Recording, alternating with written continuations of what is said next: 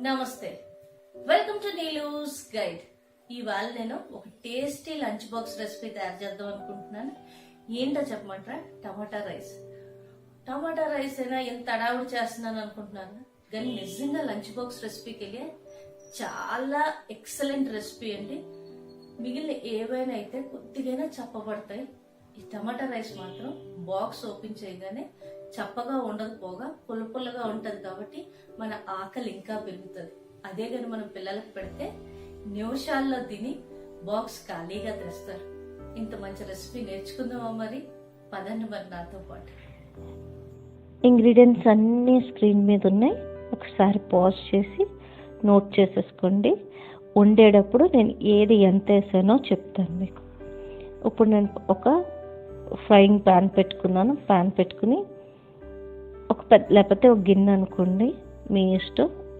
ఇప్పుడు నేను ground nut వేసి కొద్దిగా దూరగా వేపిన తర్వాత ఆయిల్ వేస్తున్నాను, చూస్తారు కదా. లేకపోతే గ్రౌండ్ నట్ అస్సలు ఆగో. ముందు కొద్దిగా వేపియండి, వేపిన తర్వాత ఆయిల్ యాడ్ చేయండి. ఆ తర్వాత నేను ఏం చేస్తానంటే శనగపప్పు వేస్తాను 2 స్పూన్లు. శనగపప్పు ముందుగా ఎందుకు వేయలేదంటే గ్రౌండ్ నట్ వేగిన తర్వాత శనగపప్పు వేస్తాను. శనగపప్పు కొద్దిగా వేగిన తర్వాత నేను మినపప్పు వేసాను 2 స్పూన్లు. మినపప్పు వేగడానికి ఎంతసేపు పట్టదు కాబట్టి ఇప్పుడు ఆవాలు వేసాను 1 స్పూను. తర్వాత జీలకర్ర 2 స్పూన్లు వేస్తున్నాను. ఇవి వేగడానికి ఎక్కువసేపు పట్టదు, అందుకని తర్వాత 1 by 1 యాడ్ చేశాను. మీరు కూడా అలాగే చెయ్యండి, లేకపోతే పచ్చిగా ఉండిపోతాయి. ఇప్పుడు నేను ఉల్లిపాయలు యాడ్ చేశాను 2 స్పూన్లు సన్నగా తరిగి. అవి కొద్దిగా వేగిన తర్వాత అల్లం వెల్లుల్లి పేస్ట్ వేస్తున్నాను. అల్లం వెల్లుల్లి పేస్ట్ పచ్చివాసన లేకుండా వేగే వరకు చూడండి. వేగిన తర్వాతే మిగిలినవి యాడ్ చేయండి. ఆ తర్వాత పచ్చిమిరపకాయలు ఒక 8 కట్ చేసేసాను, అవి కూడా కొద్దిగా వేగిన తర్వాత ఇప్పుడు నేను టమాటాలు యాడ్ చేస్తున్నాను. దేశీ టమాటాలు నేను 4 యాడ్ చేశాను. ఇన్ కేస్ దేశీ టమాటా కాకపోతే 5 యాడ్ చేయండి. ఇప్పుడు తగినంత సాల్ట్ వేసాను. సాల్ట్ వేసి బాగా కలిపేసి కొద్దిసేపు మగ్గనిస్తాను. ఇంకా టమాటాలు మగ్గలేదు, చూసారు కదా.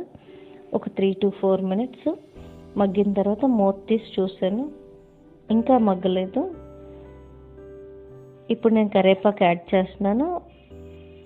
ఒక 2 రెమ్మలు అనుకోండి, 2 నుంచి 3 రెమ్మలు వేసుకోండి. కరివేపాకు మంచిదే హెల్త్కి. ఇప్పుడు నేను కారం 1 స్పూన్ వేసాను, కొద్దిగా పసుపు వేసాను 1/4 స్పూన్ అనుకోండి. కొద్దిగా కలర్ఫుల్గా ఉంటుందని కొద్దిసేపు మూత పెట్టాను.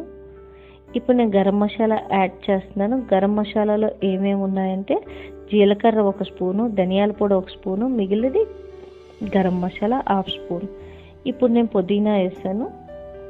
పుదీనా కొద్దిగా వేగిన తర్వాత ఒక పెద్ద బౌల్ నిండా బాయిల్డ్ రైస్ అంటే అన్నం ఉడికించి ఒక ప్లేట్లో తీసేసుకున్నాను. అది చల్లారిన తర్వాత ఇందులో యాడ్ చేశాను, ఎందుకంటే వేడి వేడి మీద యాడ్ చేస్తే ముద్దలాగా అయిపోతుంది కదా, అందుకని.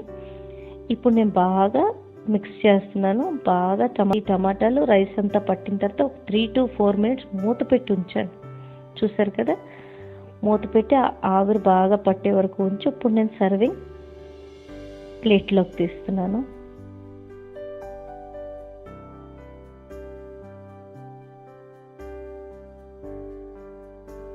చూసారు కదా ఇవాళ లంచ్ బాక్స్ రెసిపీ ఎంత ఈజీగా ఉందో. తప్పకుండా ట్రై చేయండి. రేపు ఇంకొక ఎక్సలెంట్ లంచ్ బాక్స్ రెసిపీతో మేము ముందుకు వస్తాను.